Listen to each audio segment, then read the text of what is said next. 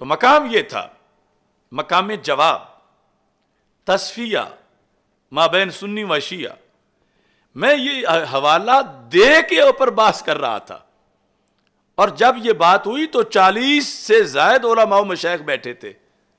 شیوخ الحدیث تھے، پیران طریقت تھے، سادات کرام تھے، مجمع میں روافض بھی بیٹھے تھے۔ تو کیا کسی کا بھی ذہن حاضر نہیں تھا؟ کیا کسی کے بھی حواس اتنے تیز نہیں تھے کہ گستاخی کو سونگ لیتے کہ بوئے گستاخی آئی ہے؟ چونکہ سارا مضمون ان کے سامنے تھا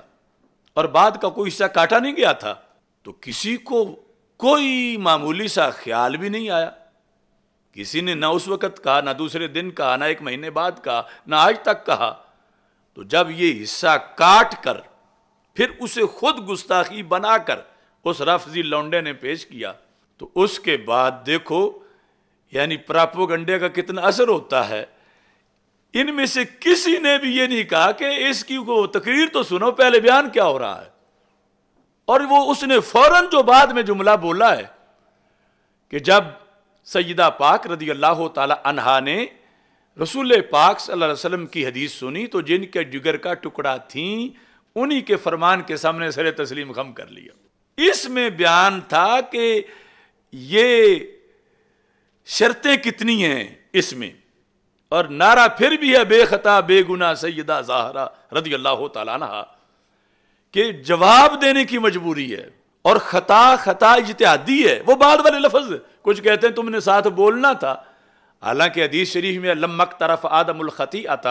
ہمارے آقا علیہ السلام کا فرمان ہے مستدرک للحاکم میں،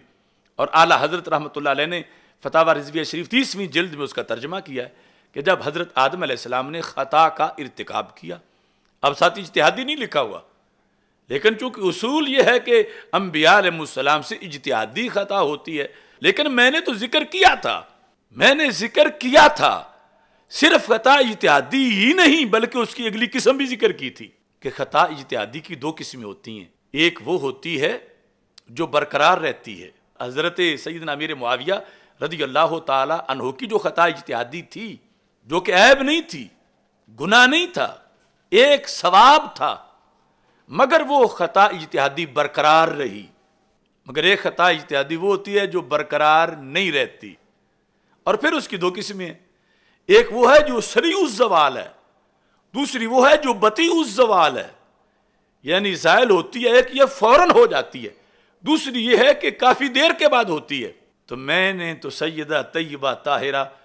رضی اللہ تعالی عنہا کے مقام و مرتبہ کے پیش نظر اگلا جملہ بول کے کہ جب حدیث سنی تو سر تسلیم خم کر لیا کہ خطا اجتہادی تھی، اجتہادی کی وہ قسم جو باقی نہیں رہتی، پھر اس کی وہ قسم جو دیر سے نہیں سریع الزوال فوراً زائل ہو جاتی ہے۔ یہ جملہ میرا میں ہفتہ بعد نہیں بول رہا، اسی تقریر میں ہے، لیکن جب آگے سے حدیث آئی تو ان کی یہ شان ہے کہ جن کے جگر کا ٹکڑا ہے ان کی حدیث سن کے سر تسلیم خم کر لیا، کیونکہ میں 14 صدیوں کا عقیدہ بیان کر رہا تھا، اور ان لوگوں نے سمجھا کہ شاید سبقت لسانی سے لفظ نکل گیا ہے اور اب ضد کر بیٹھا ہے، واپس نہیں لے رہا۔ تو یہ معاملہ تھا کہ کس پس منظر میں نے بولا، اپنی طرف سے بھی نہیں، پھر پیر صاحب کی عبارت پیش کر کے اس کی تشریح میں بولا۔ توحید و رسالت کا نعرہ دنیا میں لگانے نکلے ہیں، اللہ